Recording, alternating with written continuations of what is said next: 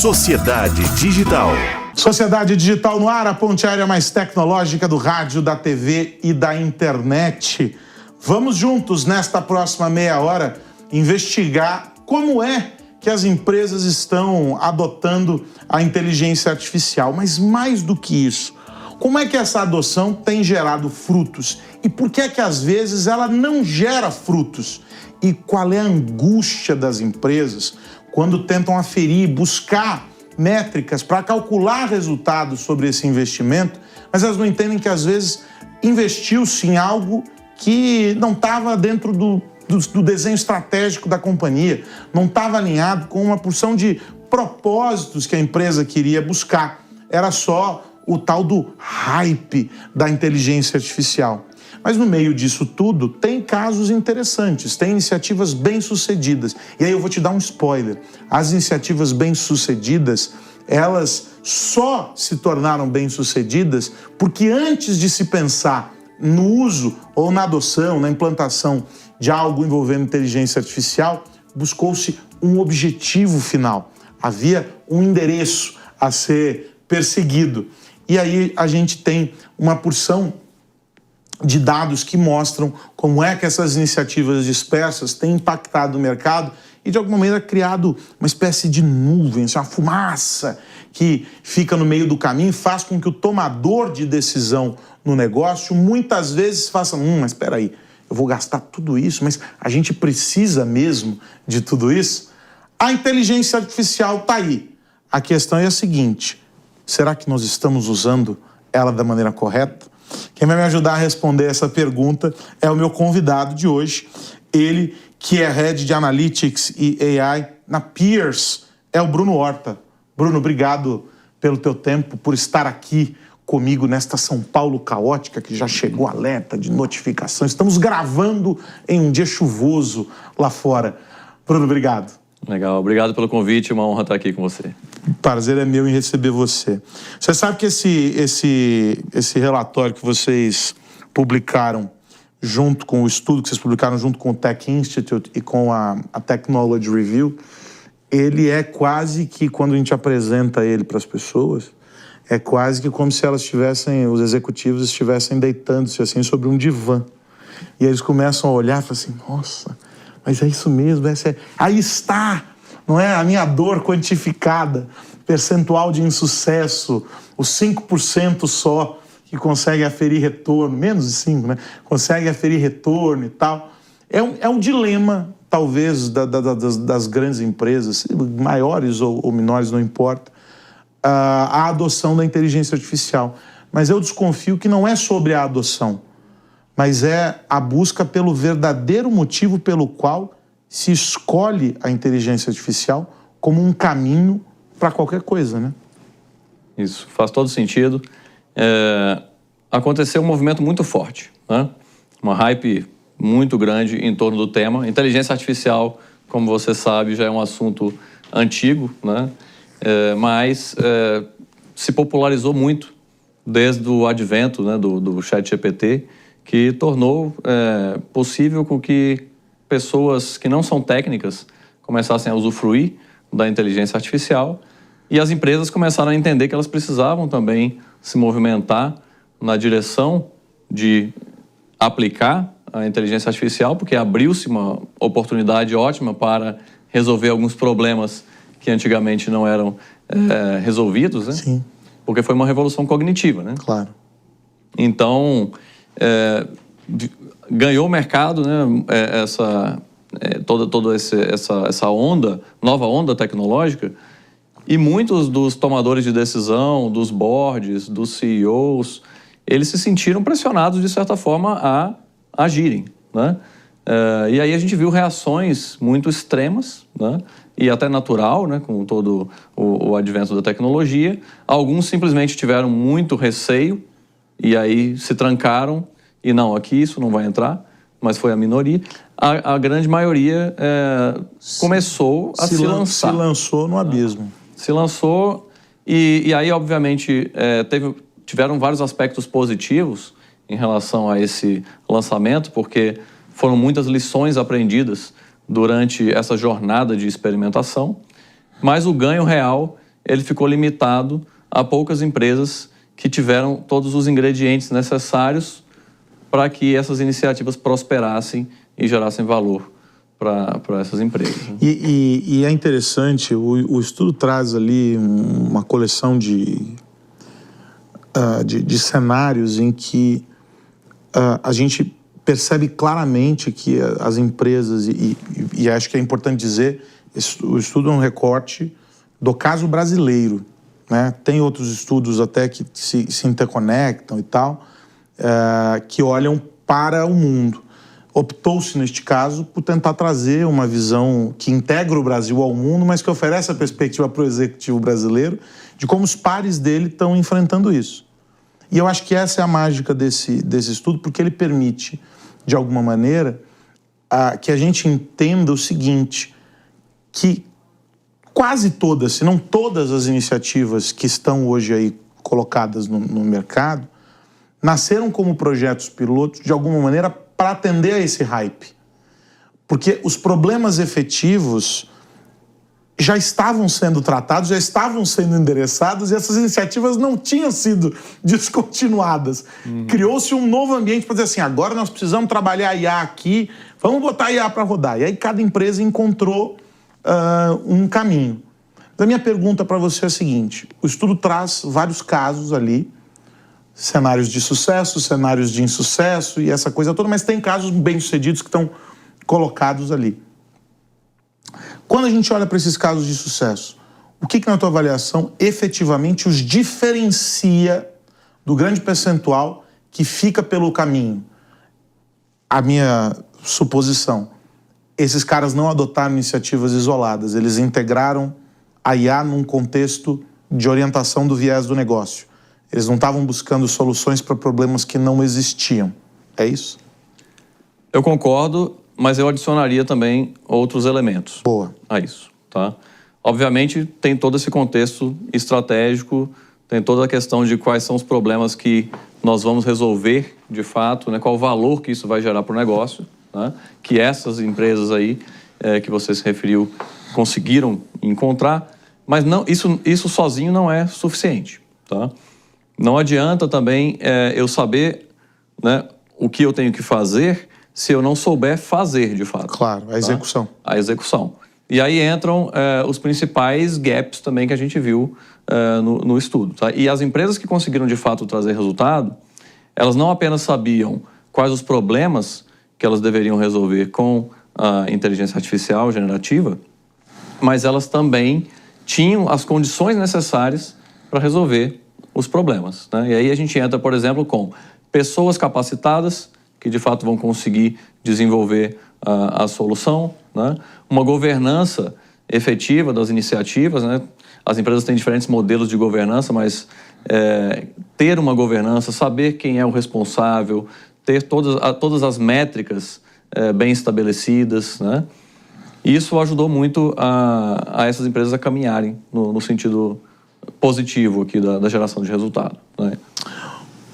Hoje, dentro do universo de casos de sucesso e etc., há iniciativas que ajudaram, de alguma maneira, a reorganizar as empresas também. A IA chegou num ponto, para algumas companhias, de organização no sentido de quais são as skills que a gente quer dentro das áreas e dos profissionais que estão dentro dessas áreas, o questionamento sobre a necessidade da existência de algumas dessas, de algumas unidades ali dentro do negócio, a otimização de processos, um viés de busca de aumento de produtividade como resultado efetivo, não necessariamente lá na ponta, investimos 1 milhão, colocamos 2 milhões para dentro, não, mas uma visão diferente sobre métricas para aferir resultado e tal.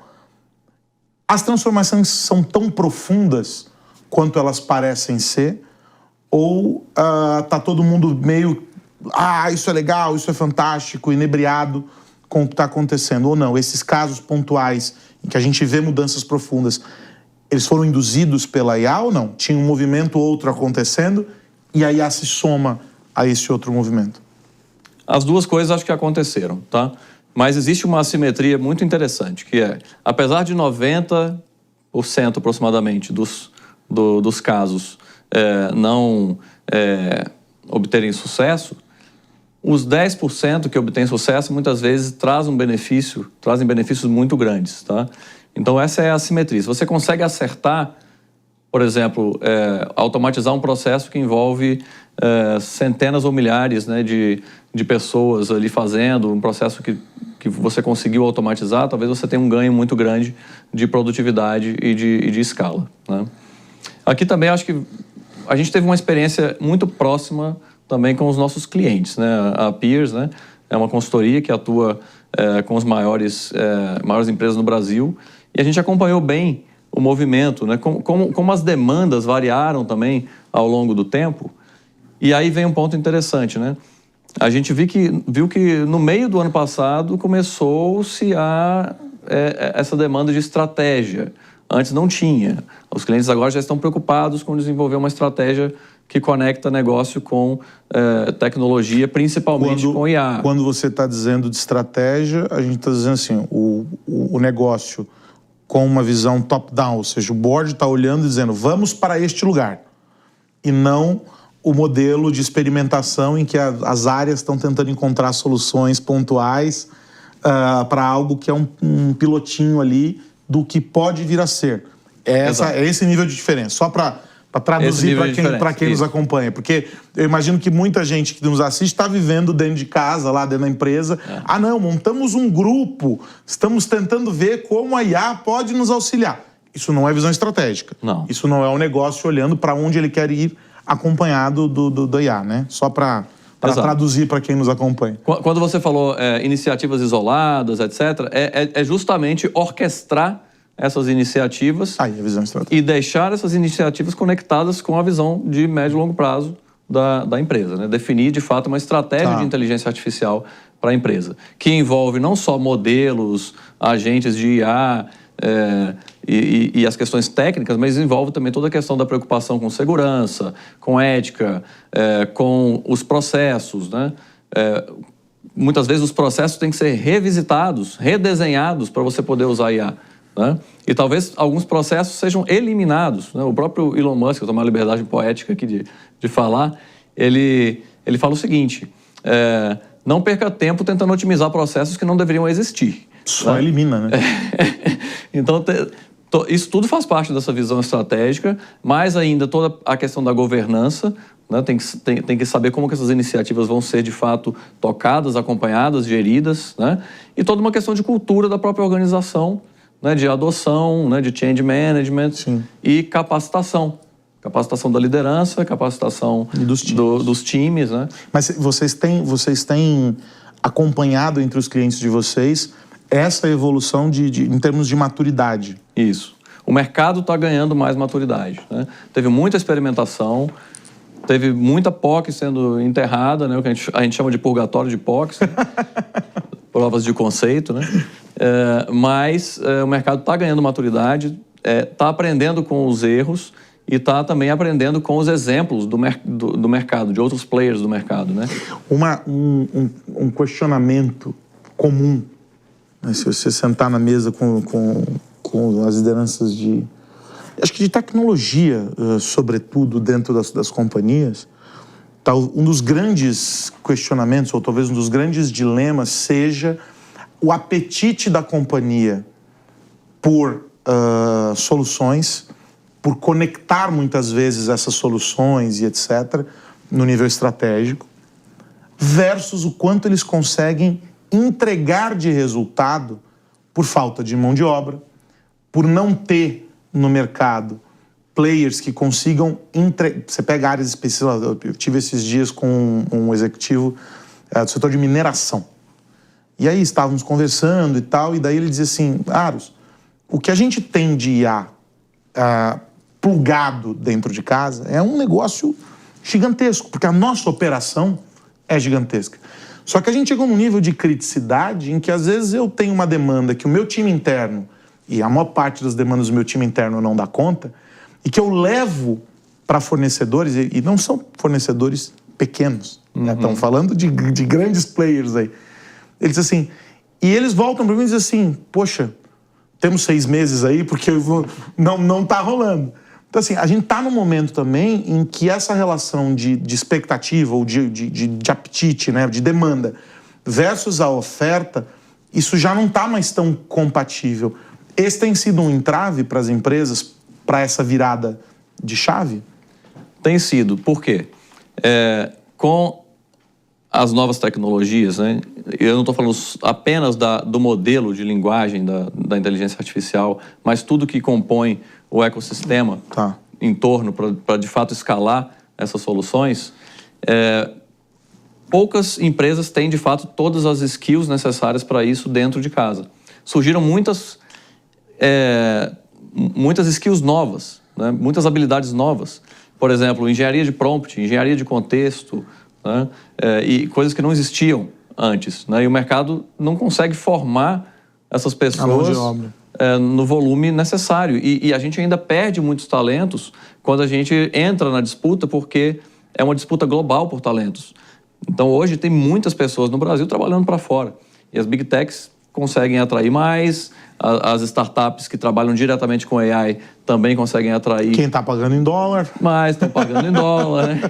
Tem tudo isso. E aí, tem esse problema, realmente. Existem gaps que precisam ser preenchidos. E esses gaps eles podem ser preenchidos contratando mão de obra especializada de diversas formas, com terceiros, né, com fornecedores, aí, como você falou. Mas também exige um programa de formação, né, de jovens talentos para desenvolver essas skills. Esse executivo disse assim para mim, e aí não sei dizer o quanto era de irritação e o quanto era só de deboche, mas ele disse assim para mim, e o problema você sabe qual é? Eu disse não. Assim, o problema é que se esses caras estivessem trabalhando para entregar soluções para coisas que verdadeiramente são um problema, tudo bem. O problema é que eles não conseguem atender a nossa demanda, porque eles estão aí tentando inventar soluções para problemas que não existem. Aí eu falei assim, o hype, tá todo mundo... Eu falei, então, só que aí o mercado está altamente demandado, os caras estão ganhando muito dinheiro, não conseguem entregar valor de verdade. Qual que é a saída, então, para essas empresas que já estão um cadinho atrasados nesse processo e que querem minimamente validar as teses e essas iniciativas e buscar resultado?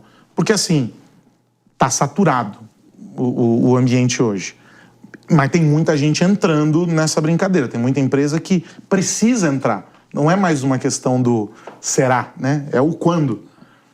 Como é que esses caras que estão chegando entram nessa disputa para tentar entregar um mínimo valor para provar para o tomador de decisão do negócio que aquele é um caminho acertado? Essa pergunta é bem legal. O não entrar na brincadeira é um risco muito grande também. Alto. Um risco muito alto que as empresas correm. Mas acho que esse já está pacificado, ou não? Você acha que tem empresas ainda que têm questionamentos do tipo, não vou enveredar por esse caminho porque eu não vou me beneficiar? Você acha que tem ainda? Cada vez menos.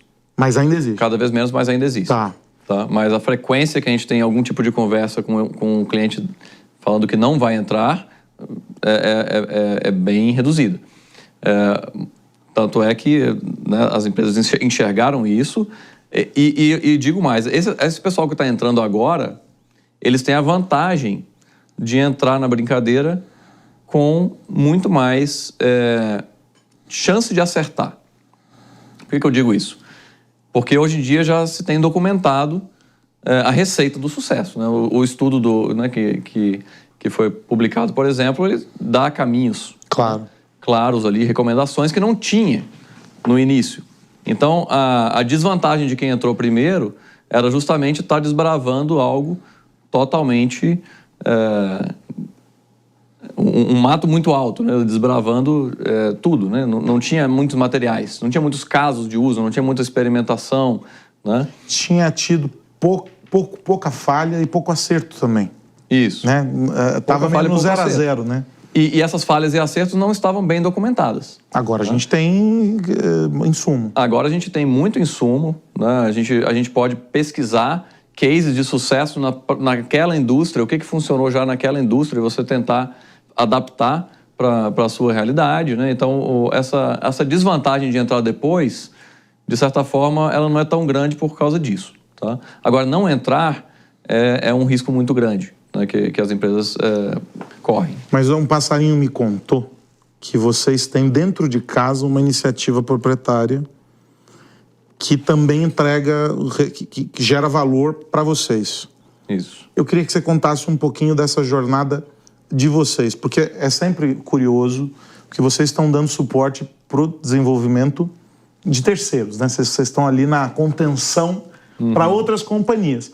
Mas vocês também são uma empresa que precisa encontrar respostas para ou otimizar a operação. Vocês precisam também se oxigenar. E não há outro caminho senão beber na fonte das soluções que vocês apresentam para os clientes. Como é que foi a jornada da Peers com a IA? Legal. A Peers, ela se transformou muito nos últimos 3 anos, né? Então, só para contar uma longa história aqui de uma forma curta, né? Eu cheguei na Peers fruto de uma aquisição. Né? Tá. Tinha uma empresa de AI nos Jogador caro. Compraram o passe do jogador caro. Tinha uma empresa de AI nos Estados Unidos que foi adquirida pela Peers e formou o núcleo de dados e AI da Peers. A gente já tinha muitos trabalhos nesse meio de modelos de linguagem. Isso é algo antigo, né? Porém, depois da popularização do ChatGPT, etc., os modelos de linguagem se tornaram muito poderosos, porque agora existem modelos gigantescos pré-treinados, né? E as empresas se lançaram para usar esse tipo de modelo para resolver vários tipos de problemas. Logo, quando iniciou isso, a gente viu que uma das nossas especialidades servia de base para dar os guardrails necessários para esse modelo funcionar bem, para ele não alucinar, etc. Que é a tecnologia de knowledge graphs, de grafos de conhecimento. Tá? Esses grafos eles servem para a gente dar contexto semântico aos nossos dados. E como a LLM ela faz uso desse contexto semântico, ajuda ela a ter mais precisão e acurácia na hora de responder, por exemplo, uma pergunta. São balizas para ela não fugir do escopo do que está sendo colocado. Então, eu falei algumas coisas técnicas aqui, mas é só para explicar um pouco dessa plataforma de AI que a gente criou. Ela é suportada por esse tipo de tecnologia. De é um modelo proprietário, o LLM?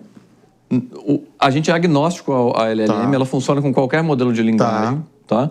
O que é de fato proprietário é toda essa arquitetura do conhecimento que vem, né, da combinação desses knowledge graphs com os outros elementos que a gente tem lá, por exemplo, a parte de MCP Server, né?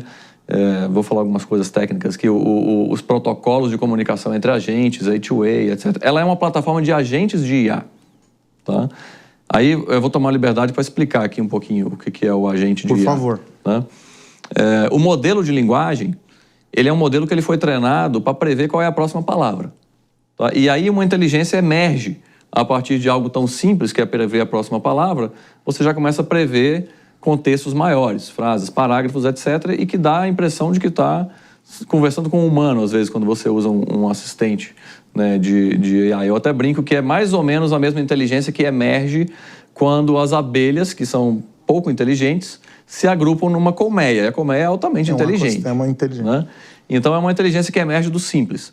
Porém, essa inteligência ela foi otimizada para ter uma boa probabilidade de prever a próxima palavra. Então, quando você usa esse tipo de inteligência para algo que é determinístico, tá? Você corre certos riscos, né? Porque o modelo, em essência, ele é um modelo probabilístico. Então, o que o agente faz? Os sistemas de agentes que a gente constrói, a gente consegue dar mais previsibilidade para o output desses modelos, dando as ferramentas necessárias para eles operarem. Por exemplo, se você vira para uma LLM e pede para fazer um cálculo matemático, existe uma probabilidade dela errar. Ela pode errar uma conta, e isso é algo simples de fazer com uma calculadora. Então, ao invés de delegar para a LLM responder o quanto é 2 mais 2, né, você faz a pergunta para esse sistema e ele vai entender a pergunta, mas na hora de calcular, ele vai chamar uma calculadora, vai passar os 2 mais 2 como parâmetro, vai pegar a resposta e vai responder a resposta certa, porque a conta é determinística.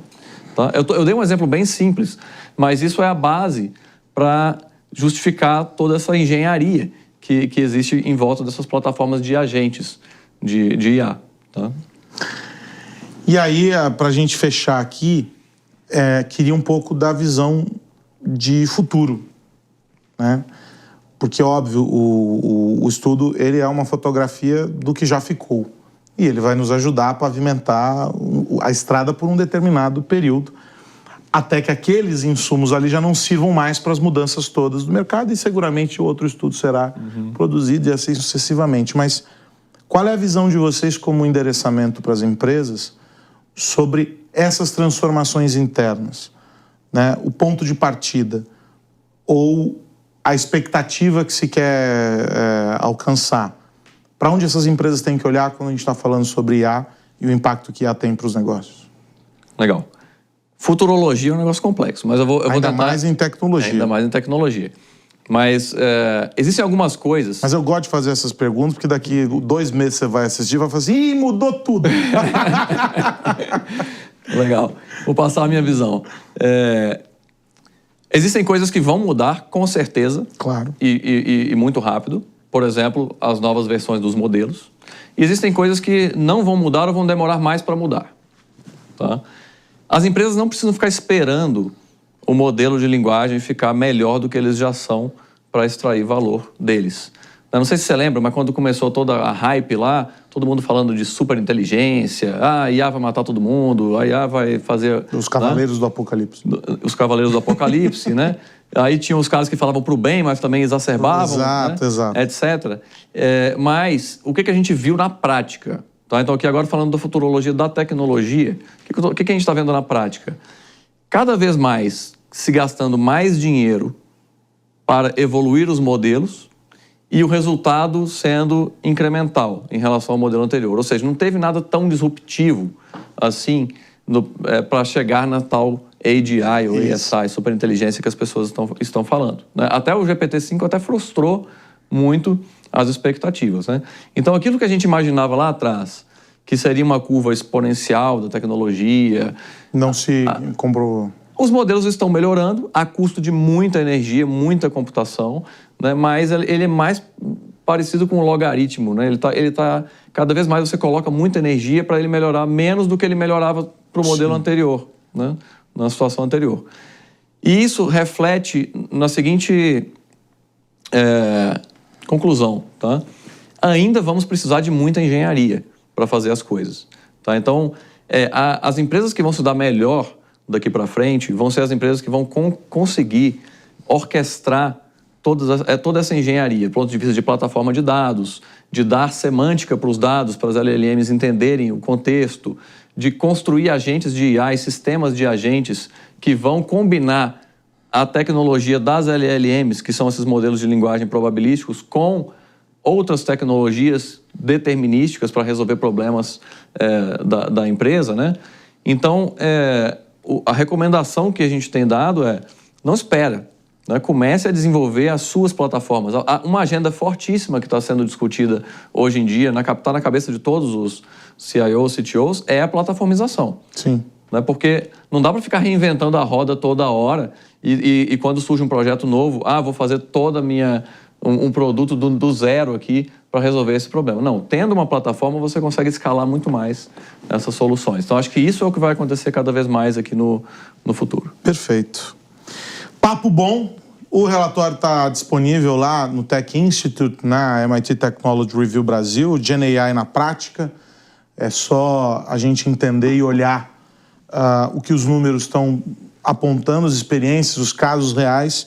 E aí, acho que usando isso tudo como base, fica mais fácil entender como não cair em roubada. Eu acho que errar faz parte do processo. O grande desafio é como a gente coleciona aprendizados com o erro e como a gente orienta a cultura da empresa a converter esses erros em insumo, em dados, para o próximo acerto. E com a inteligência artificial e as iniciativas todas, acho que esse tem sido o tom de todas as conversas. Quero agradecer o Bruno Horta, Head de Analytics e AI da Pierce. Bruno, obrigado pelo papo. Até a próxima. Eu que agradeço. Até a próxima. Tchau, tchau. E para você que esteve conosco até aqui, o meu muito obrigado. A gente se encontra na semana que vem. Eu te espero. Se você chegou pela metade aqui do caminho, não tem problema. Este programa, os programas anteriores, os próximos, todos estão disponíveis lá no Panflix ou no canal da Jovem Pan News no YouTube. Um grande abraço, até a semana que vem. Tchau. Sociedade Digital. A opinião dos nossos comentaristas não reflete necessariamente a opinião do Grupo Jovem Pan de Comunicação. Realização Jovem Pan.